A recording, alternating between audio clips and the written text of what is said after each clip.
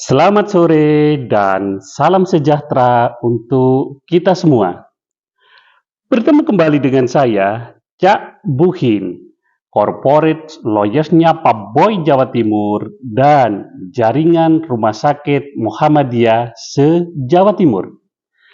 Setelah narasi pertama, kedua, dan ketiga, saya mampu mematahkan dalil-dalil dalam pasal RUU Kesehatan Omnibus Law yang diklaim telah memberikan perlindungan hukum, tetapi fakta hukumnya adalah belum ada kepastian hukum.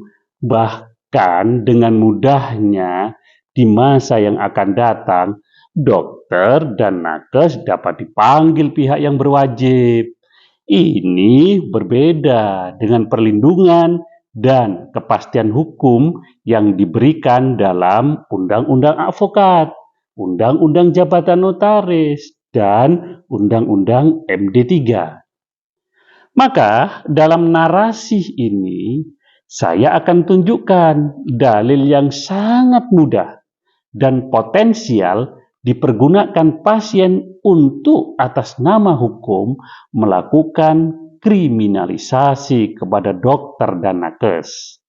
Mari simak, perhatikan dengan seksama dan baca dengan teliti pasal 282 ayat 2 RUU Kesehatan Omnibus Law berbunyi, tenaga medis dan tenaga kesehatan dapat menghentikan pelayanan kesehatan apabila memperoleh perlakuan tidak sesuai dengan harkat dan martabat manusia, moral, kesusilaan, serta nilai-nilai sosial budaya.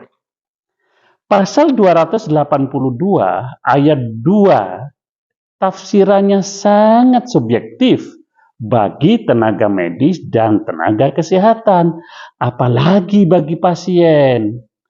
Alasan penghentian pelayanan kesehatan di dalam pasal ini tidak memiliki tolak ukur yang jelas, evidence-based bukti hukum yang tidak jelas pula, sehingga berpotensi memunculkan perselisihan baru.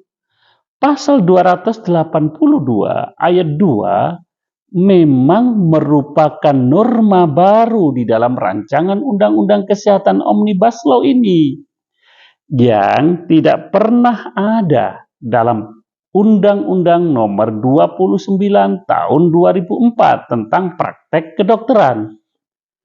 Tapi harus kita ingat loh ya, meskipun norma baru bukan berarti menjadi lebih baik. Sebaliknya, semakin berpotensi memunculkan perselisihan baru dan tafsir baru karena norma ini subjektivitasnya sangat tinggi. Kalimat dapat menghentikan pelayanan tentunya secara hukum harus dengan bukti hukum konkret yang disebut sebagai alat bukti di dalam hukum. Baik alat bukti yang diatur di dalam pasal 184 KUHP atau alat bukti yang dimaksud di dalam pasal 164 HR. Fakta hukumnya, alasan penghentian ini sangat subjektif. Dan ketika itu benar-benar dilakukan oleh dokter atau nakes dalam tindakannya, maka saat itulah celah hukum terbuka secara lebar dan bisa dimasuki pasien untuk memulai konflik baru dan perselisihan baru. Coba renungkan itu dengan nalar kritis dan cerdas. Pasien kita ini sudah sangat litigius loh ya. Segala sesuatu mudah dipersoalkan, apalagi sesuatu yang sifatnya subjektif di dalam pasal yang ada dalam undang-undang begitu. Lalu, masihkah para dokter dan nakes menganggap pasal 282 ayat 2 telah memberikan perlindungan dan kepastian hukum. Atau jangan-jangan pasal 282 ayat 2 ini menciptakan celah tuntutan hukum baru bagi dokter dan nakes. Cak Buhin, Corporate Lawyers-nya Pak Boy Jawa Timur, dan jaringan Rumah Sakit Muhammadiyah Jawa Timur sudah mengajak berpikir secara kritis.